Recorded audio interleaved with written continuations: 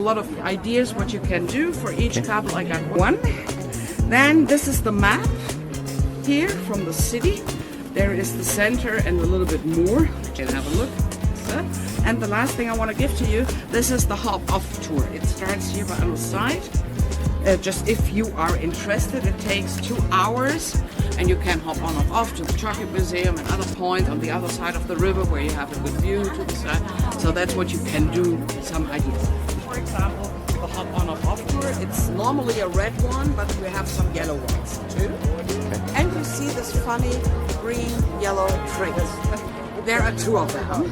One is called Zoo Express, that goes to the north to Zoo, one of the oldest zoo of Germany, very beautiful. And the other one is called Chocolate Express, that goes to the Chocolate Museum from here. It's a 20 minutes ride. One ride will be €7. If you take both tickets to go back here, it's 12 euros. And they start every half an hour. I think also the hop on bus every half an hour from here, because this is the central start. And so when you look now, let's go over. The Eiffel Tower was built in Paris. And guess why? There was one man visiting Cologne when it was finished. We finished it at the end of the 19th century, and this was the steel time. So in the roof, there's the biggest in-house steel construction you can see in the world. And so there was coming Gustav Eiffel to Cologne. He looked at the steel construction, and then he got an idea to build the Eiffel Tower in Paris. So this is the important thing. When it was ready in 1880, it looks different. I can show you also a very nice picture of that. You see that here. And the biggest difference is the color. It's built by 40 different kind of stones, mostly sandstone, that's why it was light. And today you see it in a black, gray and dirty vision. That has 3 reasons. Reason number 1 is what you can see over there. There is the main railway station. That's also built by the Prussians. Sometimes I get asked, why do they build the cathedral so close to the railway station? At least it's the other way around. And we have had the steam engine, and all the steam goes over the church. Point number 2 is, in a half circle around Cologne, we have that what we call the chemical belt in Germany. So we have in the north part Shell, yes, petrochemical industry, and in south part, and the north part there is Blair by aspirin. Aspirin. That's where my husband is working in the office, and I'm a woman. I have to work on the street, as you see here in Germany. Okay, a lot of chemical industry, a lot of chemical pollution also goes down here until the 80s. It was hard. Now it's better, but it's still.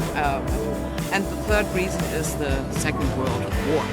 I come to the theme of the Second World War a little bit later when we stay on the side. Oh, you see how the Christmas market starts. So it starts not officially, it's just only the houses. And we have the Christmas tree. Yes, it's one tour. They build it this week. But we will stay there, and then we have a look on the side of the cathedral, and then I'm talking about the Second World War. So these are the reasons why it is so black and dirty. But they developed the system to clean it. It's possible. But by the Cologne Cathedral, they use it everywhere in the world, not here. For one good reason, because have a look on the facade. This is the biggest facade ever you can see from a Gothic church. And you see how filigree it is in most parts. So to clean that, you have to repeat it every 5 years, and that's extremely expensive. So they decided not to use it here, but they decided another thing, and I like this. They said, when we have to restore something on this building, we always do it in the old light version. Have a look to the main entrance. Yeah. By the main entrance, you see a lot of light figures. Yeah. When you look at the right entrance, there are also a lot of light figures. They all restored. When you look on the left side, they are still dirty, they are still gray, they have to be restored. So you can figure out by yourself what you will see the light corner. Has to do with the Second World War. I can't. To visit the cathedral, I give you some tips now here. You can do it now if you like, but I have still a lot to show you. It doesn't cost anything. You can go. You have to take up the hat. Go in. And 2 things are important. I don't tell everything what you will see because you will forget it until now. It's the same with me. But when you go inside, there is a column on the right-hand side. There are flyers, also in English, and a map. And when you take it, you can find out, this figure is this, and so on. you can make it by yourself, but they expect €1 as a donation. That's one thing. And the main important thing is when you go inside, take a little bit of time. Go inside, sit down, and rest for 5 or 10 minutes just to get in touch with the atmosphere. You think maybe now, wow, it's huge. When you're inside, it's much bigger. Just settle down, come down. You're on holiday. The best to go inside will be around 2 to 3 o'clock after lunch. Because if there is the sunshine, then I don't know. Then you have a beautiful light inside. Yeah, so that's my. Okay. Also, probably you need some water. In Germany, the washrooms officially cost money, about €1.50. There is officially one. You see the little tower there. There you can go down. Yeah. They're officially ones, hygienic, fine. I will give you a tip, my private tip. Not officially ones are in this cafe over here. Cafe is called Cafe Reichert. Not officially ones, but you can use it with a trick. When you went inside the cafe, you're looking like, where is Aunt Annie? Oh, washroom. Then you go down. Yeah. Don't go just separately. But why do I tell you that? For me, and I travel a lot around the world, I travel India, Australia, America, everywhere, but they have the most beautiful washrooms I have ever seen. There is also a little surprise, and you pay the same, so there you get more for the money. That's what I want to tell you. Just use it this way.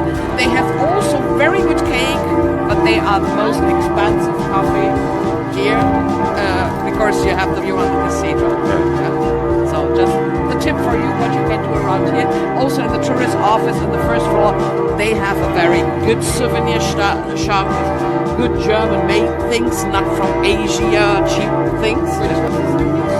Way Central Station, we never had that before. On the first floor, they have a very good souvenir shop, German T-shirts, bags, whatever you need. Yeah, so that's what you can get there. There are some other ones. They have also good things, but mostly the cheap ones you get everything. Okay. You can pay do other things. You can climb up this house tower. There also you have to go down like to the washrooms and to turn to the left. That costs money. Yeah, these are 530. It's down to you. Please have this in your mind. It takes 1 hour a minimum. Yeah, but you have a nice view when there will be a farm. Yeah, this is what you can do. Okay, so I will around this way to the side because you will see another very interesting and typical things of Paris. Cologne is also a perfume city. We have 2 big companies here. One is very, very popular all around in the world. The other 2, but the other is known for the high society of Farina, high society in the beginning of the 18th century. And I'm talking about that number that has the little on here. They perfume only rich people can afford that. And so a normal person has to work 3 years to get a flagon of this perfume. But everybody in the 18th century was producing an aqua mirabilis. That was a kind of medicine that people took in their body when they have problems, something like that. And we know that it works. So it works in one way if it was the right way. That's what we don't know. So that's what a lot of people produce. But before the Prussians came into the Rhineland, 1850, the French people were here. And the French people, when you buy medicine, you have a prescription inside, yeah? And the inventors, we said, when I'm taking medicine, I want to know what I'm going into my body. And so everybody has to show the recipe from the medicine. And then there was Mr. Mühlens at the end of the 18th century. 18th century, said, I don't want to show everybody my recipe. And then he put some fragrances inside, a little bit roses and other ingredients. And then he said, I have a perfume. And so he doesn't have to show the recipe. And he made something very new for that time, because he gave his perfume a special name. And this was the name of the house number he got from the French people. The French numbered all houses, and the house number was 4711. This is a little souvenir shop. This is not the original place. Here, the opera house, that's 200 meters from here. And so here you get everything around 4711. They have different things. By the Germans, it's not so popular because it's more for a little bit the older generation. So I by myself remember my grandma when I was eating and my mouth was not looking nice. She took a little toe, 4711. So this is why I have this you know, the grandma. Yeah. So, but they think they also, I don't want to make that. Yes, so don't misunderstand me. Yes, so it's have a look when you're around here, just what they. Okay, let us know. Are like donuts without there's no hole inside, but nearly like a donut. Inside is a little marmalade, a lot of sugar around, so very less calories as well. In each part of Germany, they have different names for that. Some name it pancake. I can't understand pancake. Pancake is a different thing. But in Cologne, we know Berliner. You know what a Berliner is? A Berliner is a citizen of Berlin. Okay, that's how we know. And now remember, we have had also Kennedy here. And when Kennedy was in Berlin, he said the last sentence in German. He said, "Ich bin ein Berliner. I'm a Berliner." And we in Cologne, we said, "What are you?" Yes, it's just our view. Here starts the high street. That's you can turn to the right, and you end when we turn around the next corner. There we see the biggest brewhouse in town. Here in the old town, we have 14 brewhouses. Each brewhouse offered a different brand of coach. And it's mostly named after the brewer, like in this case here, or they have a name what's concerning the history of the city. For example, Dom Coach. So here, this brewhouse was built in 1904, and it was only small. Yes, the 3 glasses here in front, but then they make it bigger. They go in the back. Yeah, but then the wars were destroyed. They rebuilt it. And in the 17th, they bought the second house, then they go in the back.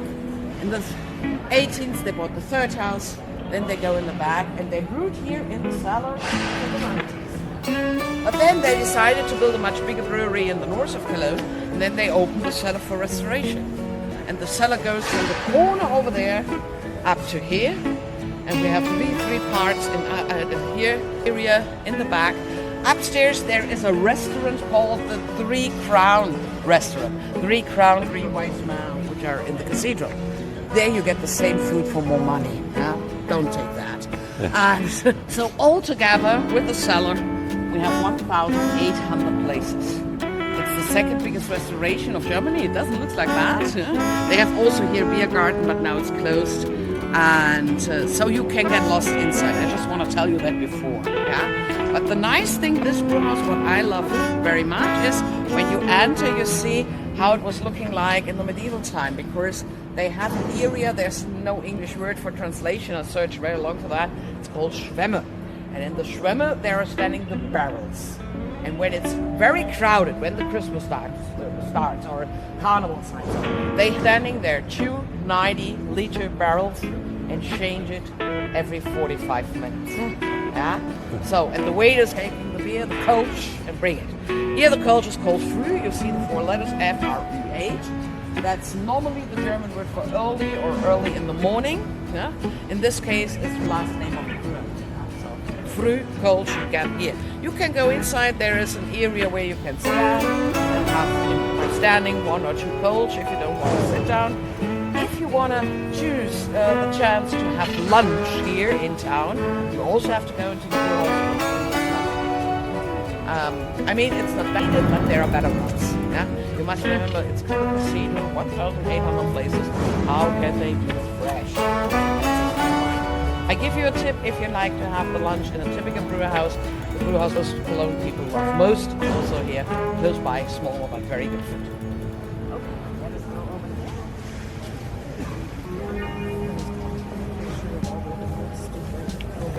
How do you build? How do you work it? Our answer was, we have had elves. All the elves who are working for us. And it's written normally in German, and it's written in a poem. And I can't learn German poems, neither English ones. You saw the book, yes. And it's translated in Japanese, in Chinese, in Italy, in Spain, in every language. And also They sell it there? They sell it there, yes, yes. It's absolutely typical to have some little child at home. I just tell you a little bit of the story, not the whole one, but just listen. You can go around and make a pictures if you like. They tell a tale in Eau de Cologne of little elves from days gone, when weary workers shoot their cleaves, but laze about and take their ease. And then by night, oh, what a sight! The little elves came chattering, hustling, bustling, clattering. They rubbed and they scrubbed, they swept, washed and scurried, cleaned, and they hurried to finish the work. And before you knew it, whatever there was to be done, they do it. The baker was asleep, he had left the elves to bake his bad bread. The baker's boy laid sleepy till the little elves knew what to do. They strained their backs, hacks, hauling heavy sacks, waiting floor, mixed up, being fast and slow, let it rise to full size, knocked it all down and put it to bake before the baker was awake. He and his boy were still laying down when the loaves came out, fresh, crisp and brown. The brewer in the tavern drank until his head swam and he sang that he would be sighs. The elves soon set about his task with beer and wine, both strong and fine. They heaved and they hauled, they hoisted and they cold to the presence of everywhere. To blend and to taste, there was no time to waste. And before the brewer had stopped snoring, his wine and beer were ready to pour. One day the tailor had to make the mayor coat, it mustn't take too long, so he laid down his head beside his needle, flint and thread. The elves come in to tuck the pin, cut and clip and measure and slip it, fit the coat from him to his throat. And before the tailor woke next day, the coat was ready to take. Now there's coming a break in the story, and this break symbolized the Prussian came over the Rhineland. 80-50, symbolized by the woman on top of the pencil. She has a very strong Prussian face. But the tailor's wife wanted to know who had done all that work and so. Next night she scattered pennies on the floor, and when the elves came through the door, they scattered them thousands through the yard. They hauled and cried as please get them slide. They grumble and stumble and downstairs they tumbled. The tailor's wife came running down to look, but in a flash, they're gone. Alas, and sad to say, these days, the craftsmen of Cologne must do the work all on their own. It keeps them all busy. They get on the chisel, their husband scurry, their husband hurry, their burn, their bake, and the mend and the make. Or for the happy days of old, but they are gone, and they change. So that's a part. There's much more inside, but you can imagine that yes, every little child grew up with that story. And during the carnival time, you see a lot of elves running around here. And the Christmas market, we also that they build it up on the older market where we're going. It's called the Market of Elves. Of course, on top of the roofs, they're running the elves. Yeah. So it's a big thing here in the city. And if you have some child at home, this would be the greatest souvenir you can make. Okay, so we got a story. Now we have to go over to the side and also talking about. It's also very important. So that when you go ahead there, downstairs officially. Oh, right here for you. What you really recognize also from the outside. The others are black, yeah. But here you see a lot of colors, and when you see it right, it's a lot of colored squares. This is the newest window in the church.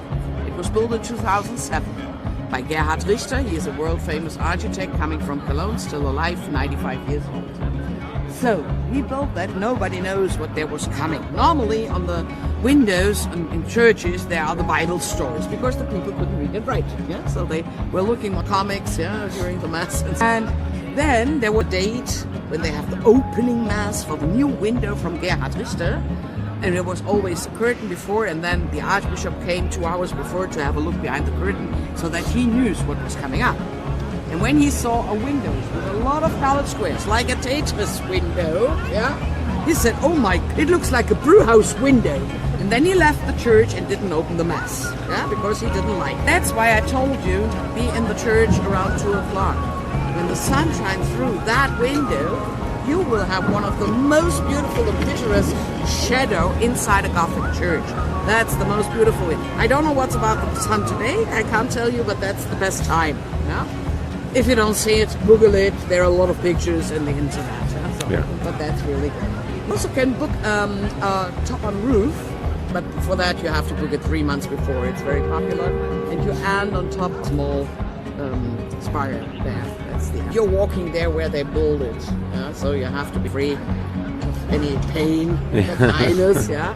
I did it 14. I love this tour because there are always people from the church or others working for the church, and everybody has other stories. That's very impressive. It looks huge for you, but when you're in the roof, it's so big. It's really, there's hanging a huge eagle. Yes, the German eagle on our flag. It's very huge. The eagle is big like that. The trees here. It's there, yeah. And there's a model of the old town. It's still amazing. So another thing that I want to tell you is Second World War.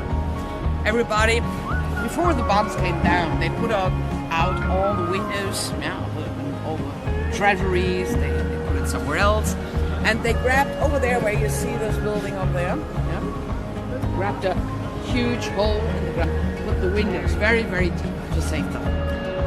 After the Second World War, they back into the church, and when they grabbed down, they found some mosaic stones in the ground. And they grabbed more and more and more and more, and they found the biggest mosaic ever found by the Romans, from the Romans. And it's Dionysus mosaic with 1.5 million. We found so much from the Romans that in the 17th we asked, and in the 60s, we have to say, well, we want to have a museum for the Roman art. Where shall we build it? And when we were thinking about that, we say, when we build it somewhere else in the city, we have to put 1.5 million mosaic stones somewhere else. And we didn't find a stupid person. That's why we built the Roman German Museum over there. It's built in the 17th, totally ugly, and actually it's also under construction once again. And to integrate the mosaic in the museum. But I want you to see it, and I show it to you because in 1999 we have had in Cologne the G8 summit. And in 1998 there were a lot of very important people here in Cologne. For example, Mr. Clinton, or Tony Blair. And our mayor, people, to have diners on this mosaic. Of course, the Romans only decorate the rooms where guests are coming. Nice things like mosaics. They never hang up a picture in a sleeping room because you go in a sleeping room, you go. So this mosaic must have been a dining room. And so our mayor invited all these very important people to have a diner on the mosaic. And then there was an officially press photo, and that was this, on every newspaper in the world on the first side. Yes, this is the mosaic, so that you see how big it is. They put a big plastic over that, and they used also the glass table, just that you always see the mosaic, or Monica is the block, we don't know, as well. So, and 9 people are eating there, and since it was in the newspaper all over the world, since then, the director of the Roman German Museum got nearly every day a phone call, can I celebrate my bachelorette, can I celebrate my birthday, yeah? But this was the only event that ever took place on. It's still in there, this is the museum, but this is closed. It's closed. Since 6 years, don't ask, I don't know if I will see it. I saw it before. Now they have had plans, and plans cost money, we don't have money, yeah? So we wait. There's no date actually. Here, this is the Dome Hotel. Here they built since 12 years, and they want to open it next year. That's the plan. If you want to make Mr. God laughing, make the plan. Yeah? So we are waiting for time as well. Okay, so that's a little bit around. Now we come really to the theme of the Second World War. I just mentioned Cologne has been one of the most bombed cities, and 98% of the whole city was completely destroyed. And I want to show you the picture, how it looks like here. 40, what do we have now? 80 years ago. This is when you would look from here into the old town. Yeah, there you see there was nothing standing. Most afraid what happened with the cathedral. And that's what I can show you. On this picture you see the cathedral was still standing. And there are several reasons also for that. First of all, in the medieval time they thought if you build such a huge cathedral with so much stones, you need the same mass of stone also underneath. That's what you see here is 150,000 tons of stone. That meant under this building is also 150,000 tons of stone. So that's a very strong construction, but that's not the only reason. The main reason is, during the Second World War, it was not so important to hit a church. It was much more important to hit the industry, and I told you about the chemical belt. But during the Second World War, they didn't have Google Maps. So the navigation was not like that, what we have today. And to find that, they need landmarks. And that was, the Cologne Cathedral was the landmark for the chemical industry around. So when the planes were coming from the north, they passed the cathedral and then they throw down the bombs and the thing came back. So that's the main important point. But it doesn't mean that it wasn't bombed. There were more than 200 bombs in the roof, but because of the steel construction, it wasn't so damaged. Yeah, you heard about that. Yeah. That was one point for us. The biggest bomb pit was really by that where you saw the light corner. I mentioned that. I can show you how it looks like. There was the biggest bomb pit of the cathedral, and the people who still lived here in the city, they were by right afraid that the tower was coming down. And so they fixed that hole into 3 nights with brickstones against the order of the Nazis. Yeah, the Nazis say don't use it, but they did it. And this was really the best decision because today we know it came down when they haven't done that. This is what we, until the year 2003. But then there was the decision of the Catholic Church, Huge Catholic Day will take place in Cologne in 2005. And when the Pope is coming. And we can't show the Pope such a damaged cathedral. That's why they restored it in the old way, in the light version. I also want to mention a lot of people went on the street to protest against, because we want to hold this as a memorial for the Second World War. Okay, the church did it so far, it's ready. Now we come to the funny end of the story. 2 weeks later, when this was ready, the Pope died. Then they wrote a new one. And the new one in 2005. Do you know who was the new Pope in 2005? Paul II, I think was it? Or Jean-Paul I, Jean-Paul II, Jean-Paul I? It was Benedetto. And Benedetto was the German one, Mr. Ratzinger. And he has been here before, he knows how it looks like. It was not Jean-Paul. Yeah, it was Benedetto, yeah. So that's He just died recently, actually. yes, this year we also. So at least these are some stories about the cathedral. You can imagine by 638 years of building on this church with 300 years of break. There's a lot to tell. It's very interesting to walk on the roof. There you can see a lot of interesting things. And you don't have to be religious to really love this city. Now maybe you can understand what I start to tell you in the coach, yeah? So when I'm on holiday, I love to go on holiday, but when I come back, I love to say, oh, my cathedral. And Cologne is also, last point we are talking about here, Cologne is also a city standing for music. We are really a music city. We have a lot of bands playing, singing our own language. Not only in Cologne, they are known all over Germany. Yeah? Also rock in codes in our language. But the songs come from Vietnam.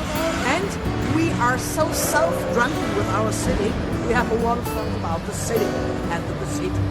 And during the Second World War, there was one man, Ostermann. He wrote a song about the cathedral in our city from that time, from the feeling we have when we can't see the cathedral. This is the hidden hymn here in Cologne. So I want to sing it for you, yeah, so that you hear the code. I'm not drunken now, yeah. Later it will sound much better, but I want to sing it for you so you get in touch with the language. I give you the lyrics before. The lyrics is, when I think about my hometown and I see the cathedral just in front of my mind, I like to turn and run back on my black naked feet.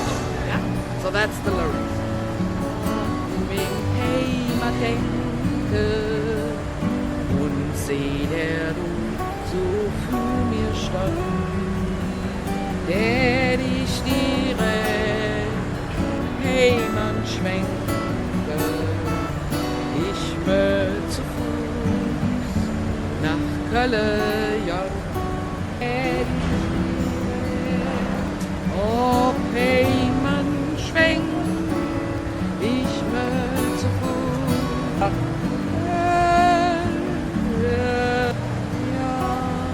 That's our hidden hymn. And now I remember I forgot a very important thing. In front of the cathedral, You remember the tourist office where I came from? In between is the meeting point for later. I think my colleagues, they will have this paddle then. My colleagues will be there at 4 to collect everybody walking 4:30 over to the coach. So remember 4. In between this, the tourist office and the cathedral, there is standing the spire of the cathedral. You see, when you look up the spire, Yes. at the end there's a pile of flower. Yeah? A pile of flower. This is standing in the original where we were standing. Okay. There you meet all my colleagues with the same paddle. They have also my paddle. 4:20. Is it okay? Yes. It's just not directly by the main entrance, a little bit before the main entrance. Yeah, where we were standing also. This is the meeting. I just forget. I'm sorry for that. Yeah. I want to tell you so much. So, what about? We have a little bit of time. I want to bring you into the old town to see the older market. Also very interesting. I want to show you the brew house. I want to recommend to you. We have